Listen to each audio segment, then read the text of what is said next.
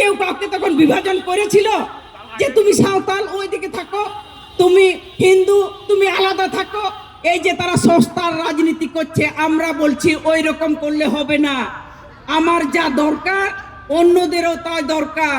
আমি যদি একা হয়ে যাই, আমি যতই ঝাঁপাই না কেন, কখনো কিছু সমস্যার সমাধান করতে পারবো না। আমার মানে উন্নতি করা যায় না, সবটাই সামগ্রিকভাবে একসঙ্গে লড়াই করলে তবেই তো আমরা করতে পারবো। আমাদের যারা স্বাধীনতা সংগ্রামী যারা হয়েছে, তারা কি কখনো ইংরেজকে তাড়িয়েছে? 200 বছর আমাদেরকে একাই লড়াই করেছে, সমস্ত মানুষকে লড়াই একসঙ্গে জোট হয়ে তারা লড়াই করেছিল, ইংরেজকে তাড়িয়েছিল। সেই জন্য আজকে যারা আমাদের শহীদ হয়েছেন, তাদের স্বপ্ন ছিল, তারা ভাবনা ছিল আমার প্রজন্ম যাতে ভালো থাকে, সুস্থ একটা সমাজ পরিবেশ, তারা একদম স্বাধীনভাবে তারা ঘোরাফেরা করতে পারে, কথা বলতে পারে, বিভিন্ন জায়গায় যেতে পারে। সেই জন্যই তো লড়াই করেছি।